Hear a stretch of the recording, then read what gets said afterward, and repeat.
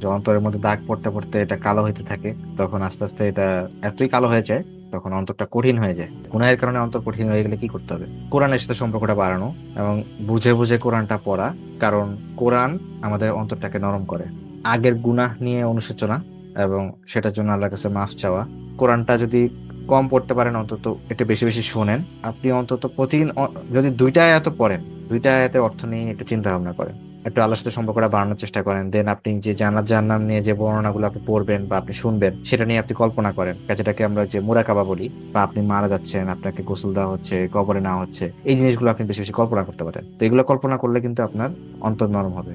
এবং আরেকটা বিষয়ে অন্তর নরম করতে পারে, সেটা হচ্ছে যে আপনি একসময় অনেক ভালো আল্লাহর বান্দা ছিলেন, আপনি খুব ভালো আমল করতে পারতেন। তা আপনি এটা চিন্তা করতে পারেন যে আমি তো পথ হারা ছিলাম, হ্যাঁ আমি তো আরো খারাপ ছিলাম, সেখান থেকে আল্লাহ আমাকে নেয়ামত দিয়ে আল্লাহ আমাকে ভালো পথে আনছেন, আমার মধ্যে হেদায়েতের নূর দিছেন। যে আল্লাহ আমাকে এত সুন্দর একটা হেদায়েতের দিকে আনলো, এই চিন্তাটা করলে কিন্তু অন্তরটা কিন্তু নরম হয়ে যাবে।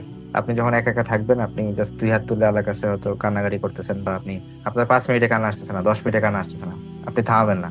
হয়তো একটা ওয়াক্তের নামাজের পরে আপনি যে দোয়াটার জন্য যে আপনি হাত তুলছেন, সেই সময় আপনার কান্না আসেই নাই, আপনি আবার নেক্সট ওয়াক্তে আপনি আবার চেষ্টা করেন, আল্লাহ অবশ্যই আপনার চোখে পানি দিবেন, আপনার অন্তরটা নরম করে দিবেন ইনশাল্লাহ। আল্লাহ মূলত দেখতে চাচ্ছেন যে আপনি কতটুকু চেষ্টা করেন। তো আসলে শয়তান এই জায়গাটা আমাদের ধোকা দেয়। শয়তান তখন আপনাকে এসে বলে যে তুই মাফ চাই কি করবি, তোর তো কান্নায় শুকায় গেছে, বা তোর তো আসলে হবে না। না, চেষ্টা ছাড়া যাবে না। আপনি বারবার দোয়া করতে থাকবেন, বারবার করতে থাকবেন। যতবার আমরা দোয়া করি, আমার যদি কান্না নাও আসে, এটা আপনার মনে রাখা উচিত যে আল্লাহ আমার দোয়াটা শুনতেছে, এবং আল্লাহর তৌফিক ছাড়া দোয়া করতে পারে না মানুষ। যখন আপনি দোয়া করতে পারবেন, তখন আপনি যদি কান্নাকাটি আপনি নাও করতে পারেন, আপনার এটা মনে করা উচিত যে আল্লাহ আমাকে দোয়া করার নিয়ামতটা দিচ্ছে, তো এটার কারণে আমি সব পাচ্ছি, এবং এটা আমাকে ছাড়া যাবে না। আমি যদি কন্টিনিউ করে যাই, ইনশাল্লাহ আমার অন্তরটা নরম হবে এবং আমার কান্না আসবে।